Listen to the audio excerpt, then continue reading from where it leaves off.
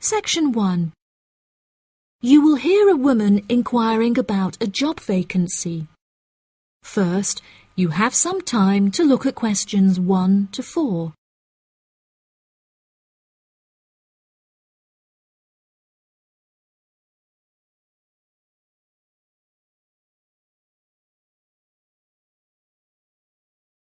You will see that there is an example that has been done for you. On this occasion only, the conversation relating to this will be played first. Hi there. Welcome to the Job Center. How can I help? Good morning. I'm here to inquire as to whether you have any jobs available at the moment. Yes, we have several available. What kind of job is it that you're looking for? Well, I'll take any part-time jobs I can get. I'm really strapped for cash at the moment. The type of work the woman is looking for is a part-time job, so part-time has been written in the space. Now we shall begin. You should answer the questions as you listen, because you will not hear the recording a second time. Listen carefully and answer questions 1 to 4. Hi there. Welcome to the Job Center. How can I help? Good morning. I'm here to inquire as to whether you have any jobs available at the moment. Yes, we have several available. What kind of job is it that you're looking for? Well, I'll take any part-time jobs I can get. I'm really strapped for cash at the moment. Okay. Bear with me while I have a browse on our system. Here we are. We have 3 vacancies at the moment, all involving quite different roles. That sounds promising. What are they? The first one is for a post as a receptionist. It says here that experience in reception or general administration is preferred, but not essential. Have you worked on a reception desk previously? No, I haven't. I had a baby quite young, and so I have very little work experience. Could you tell me a few more details? Yes, of course. The job will be to mainly provide quality customer service, both over the phone and in person. When customers are waiting, you will be expected to provide them with refreshments and ensure they have a first-rate experience. I think I could manage that, and I'm a very friendly person. That's great. Do you have any information about the hours involved? It says here that you will be expected to work several early mornings, 4 days a week. Any other requirements? Yeah, you'll have to go through a couple of weeks of unpaid training before qualifying for the post. I don't know if I would be able to fully commit to that. Did you say it's 4 days per week? Yeah, it says here 4 days a week, with another day off per week when requested in advance. It also explicitly states that at least one of your working days must fall on a weekend. I'll have to think about that and talk to my babysitter. Before you hear the rest of the conversation, you have some time to look at questions 5 to 10.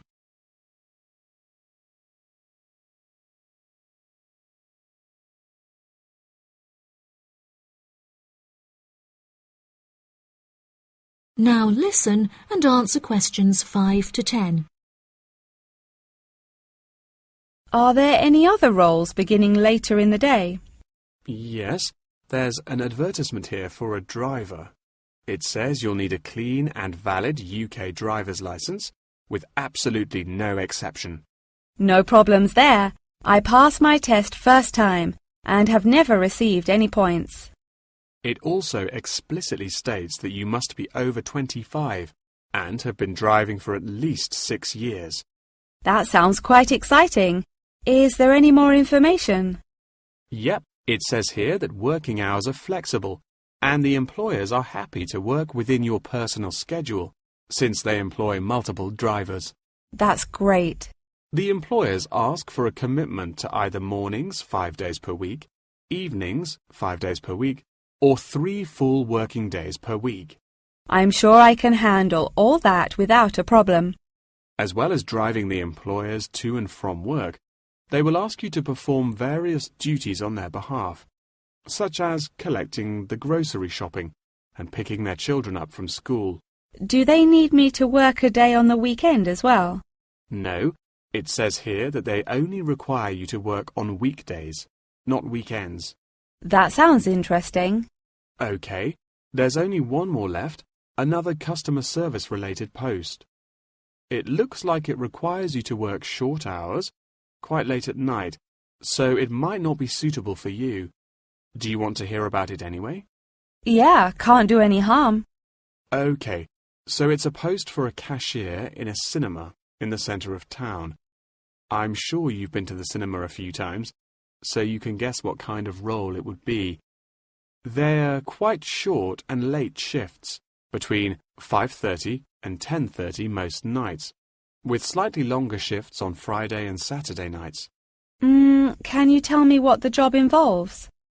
Yes, sure. It says that you'll be required to sell and dispense tickets and provide refreshments. Also, they ask that you be quick on the computers, since you'll also need to take bookings over the phone, but you'll receive basic training for that. Do they need me to work weekdays as well? Well, it says here that if you request at least a fortnight in advance, they will grant you a day off on Mondays, but never on a weekend. I'll think it over and let you know later. Thanks for all your help. That is the end of section 1. You now have half a minute to check your answers.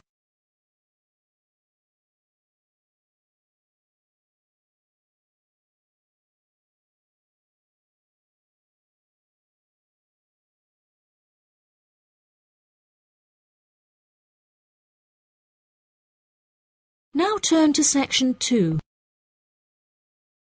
Section 2. You will hear a representative from an organisation called Connection giving a talk about a homestay organisation.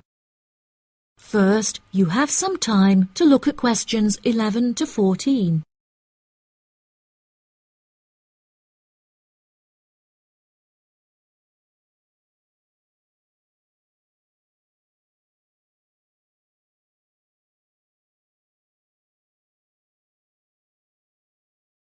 Now listen carefully and answer questions 11 to 14.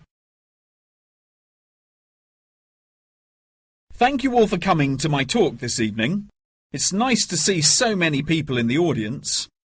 For those of you who don't know very much about Connection, let me start by giving you some background information about it.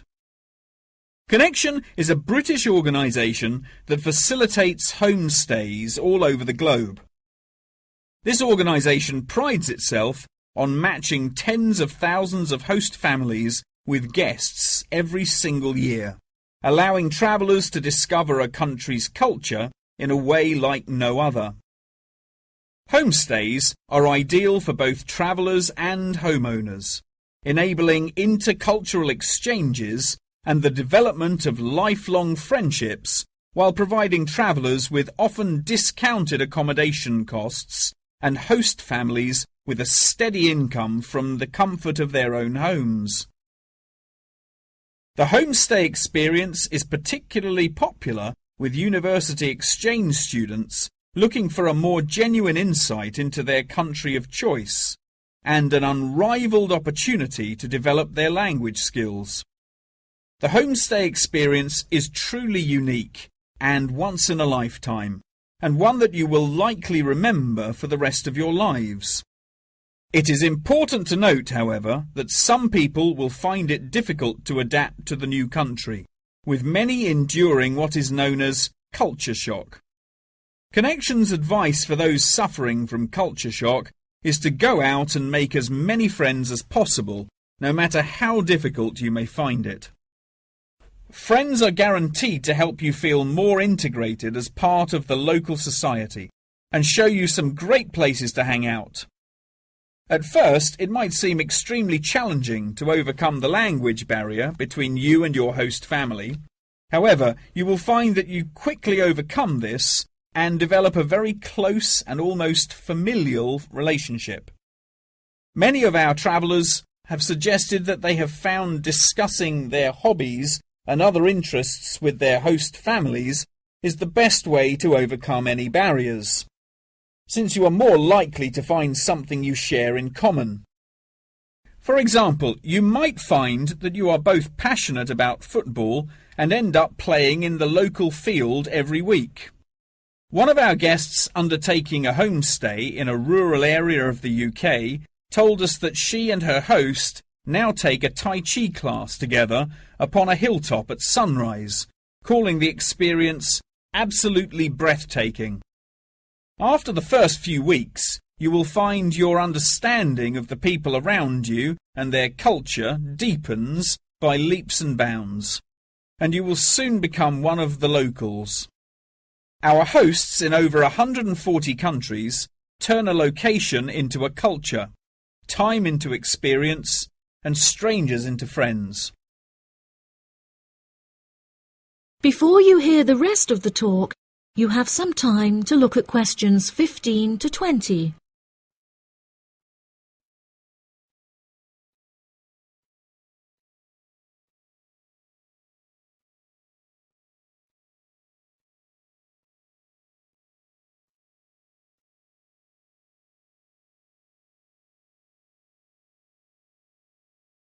Now listen and answer questions 15 to 20. So how can you find out about applying for a homestay? The best way would be to visit Connection's website, www.connection.com, and contact one of their friendly advisors for more information.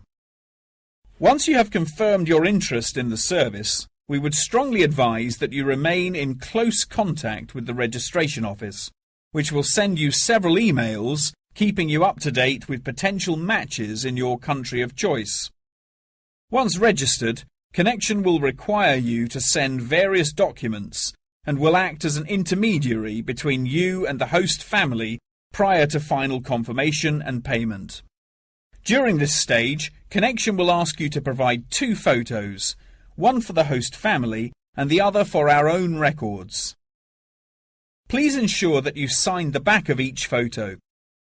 Due to the nature of the service Connection provides, security is an absolute must, and they will ask you to send in photocopies of your passport, birth certificate, and a bank statement as confirmation of your identity. On receipt of these documents, the official process will begin and your bank account will be debited for the initial deposit of £200. If you haven't received any acknowledgement confirming receipt of these documents from us within 7 working days, please contact the main office. As I mentioned before, due to the nature of the organisation, Connection operates a meticulous screening process, and all applicants will undergo an interview in our head office in London, with exceptions made in extreme circumstances. After your interview, it may take us several weeks to carry out the decision process, so please be patient with us. If you would like a fast-track service, please indicate this on your application, and we will notify you of the additional charges. Finally, once we have come to a result about your application, you will receive a decision in the post. If you do not receive an offer of placement, we will refund your deposit within 7 working days. That is the end of section 2. You now have half a minute to check your answers.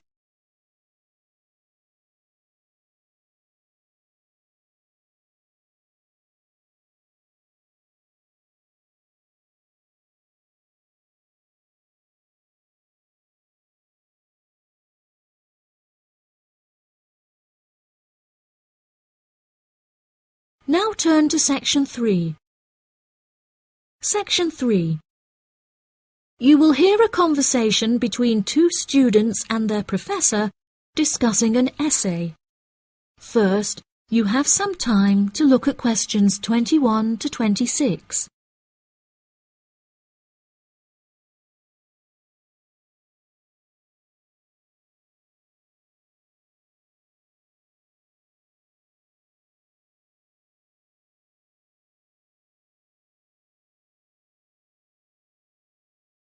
Now listen carefully and answer questions 21 to 26. For next week, I'd like you to undertake a piece of research in preparation for writing your final essay. In order to gain top marks, you must include a range of primary, secondary, and tertiary sources. Are there any questions? Yes, Professor, I have a question. We haven't yet covered how to undertake this sort of research in much depth, and I'm a little unsure of what you want us to do.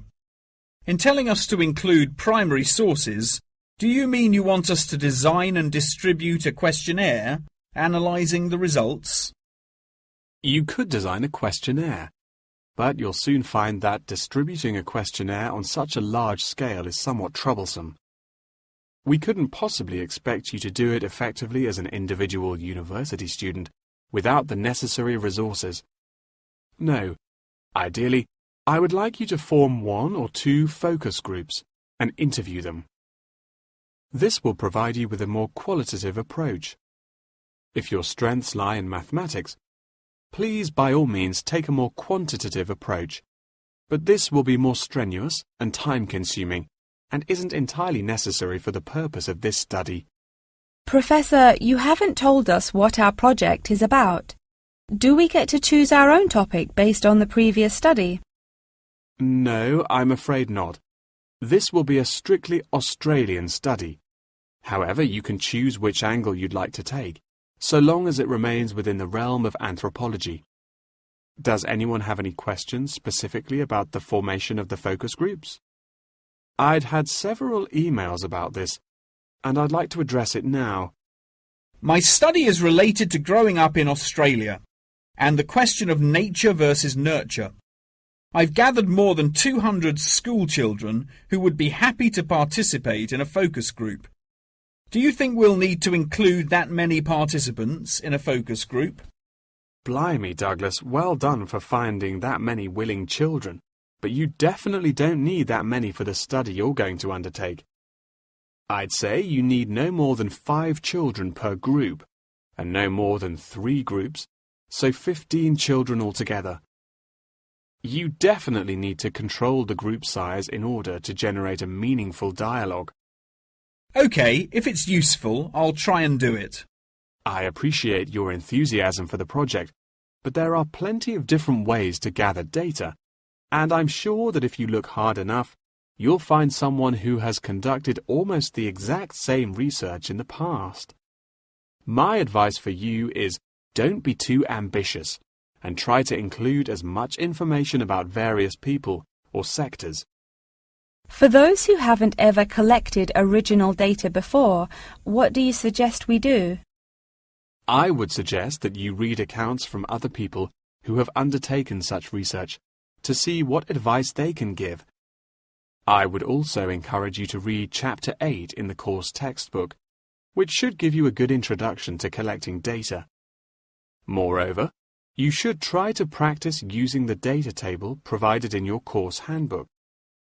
By now, you should have read at least 6 or 7 books giving quite detailed instruction on how to go about collecting data. Professor, I don't know about everyone else, but I'm having trouble reading the books. I had a really big assignment for another course, and I've been spending all my time on that. Jane, have you read all the books the professor mentioned? Well, my trouble is getting hold of the books. I've been to the library several times, but all the books are out. Sounds like you should have started borrowing books a bit earlier. Yes, I should have. But I got several ones from my friend a couple of days ago. I just skimmed through them and don't remember a lot of the information. Before you hear the rest of the conversation, you have some time to look at questions 27 to 30.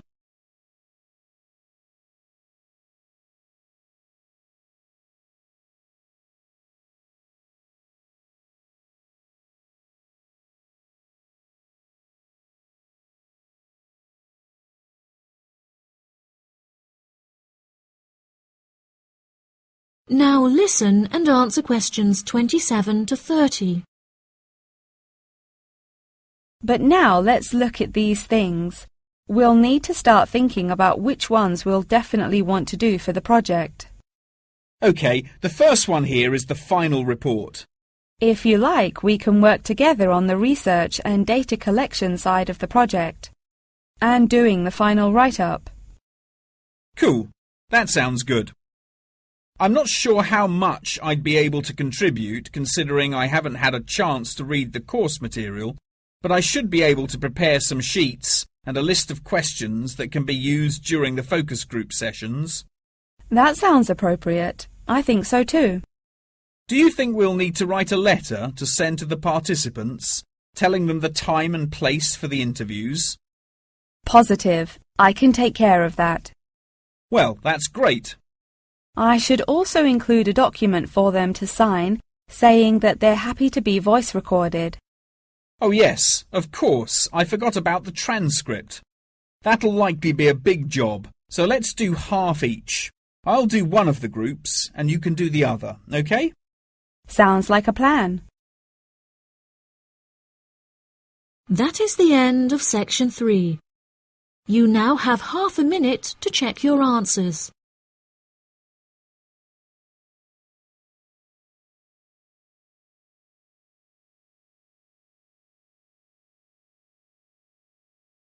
Now turn to section 4. Section 4. You will hear a talk on the research of the graphical symbol. First, you have some time to look at questions 31 to 40.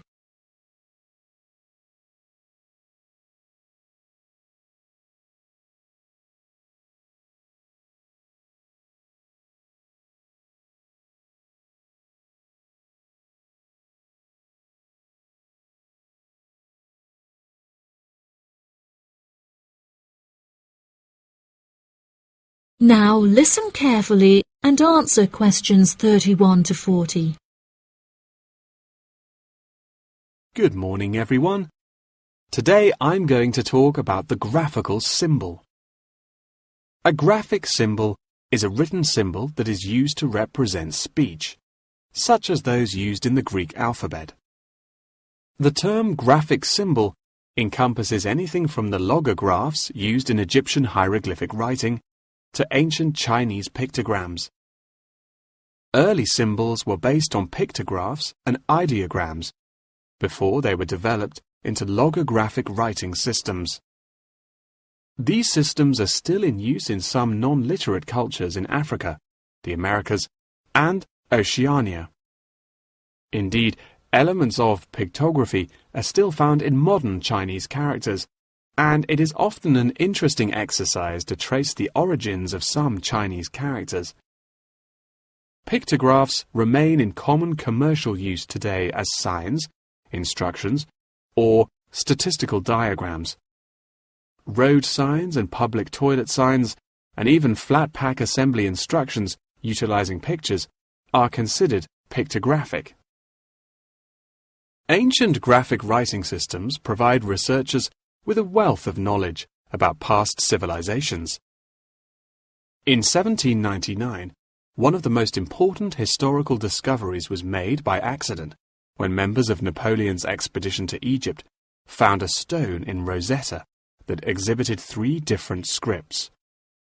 The stone, now known as the Rosetta Stone, was studied in significant depth by scholars and was first deciphered by Frenchman Jean-François Champollion in 1822.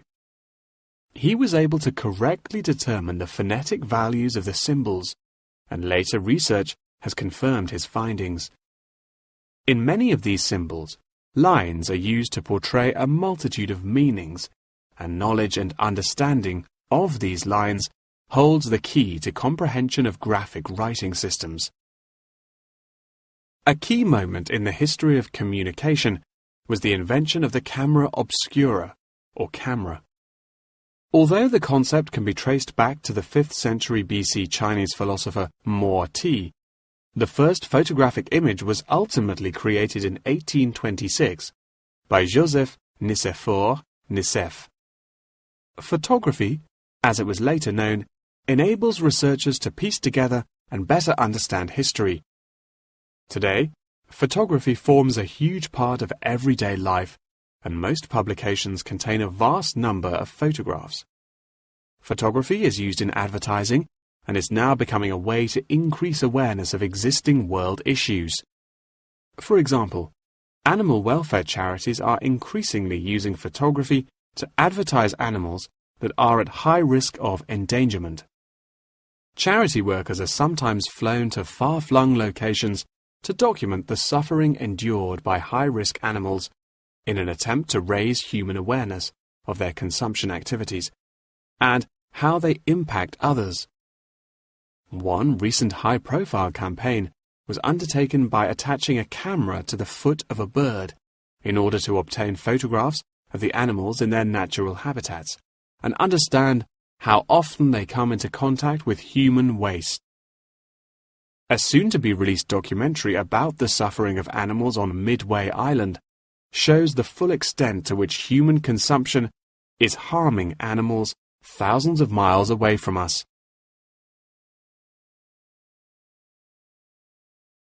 As photography continues to progress, with the use of drones now becoming somewhat commonplace, we should expect more and more objects to be included in the future, expanding the horizon of photography ever further. Indeed, the downward pressure on traditional media prices means that media companies are being forced to get creative on how to make a profit. Many have found that the answer to this lies in advertising, and companies are now willing to devote a large portion of their budgets to advertising in newspapers.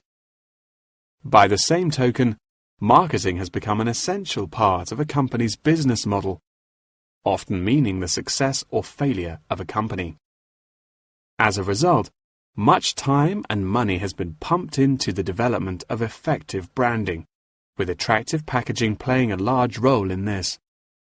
However, many governments are now seen to be cracking down on marketing and packaging in an attempt to protect consumers from being misled. In particular, tobacco companies are now subject to ever-increasing regulation. For example, in the United Kingdom, legislation is soon to pass preventing any form of branding or differentiation on cigarette packaging in efforts to curb the harmful effects of smoking. Finally, one must not forget the fundamental role that graphic writing systems have had to play in mathematics. Graphs, icons, and diagrams often form the very basis of these branches of academia. Indeed, one needs to look no further than chemistry's periodic table to see a perfect example of graphic writing systems in use today. That is the end of section 4. You now have half a minute to check your answers.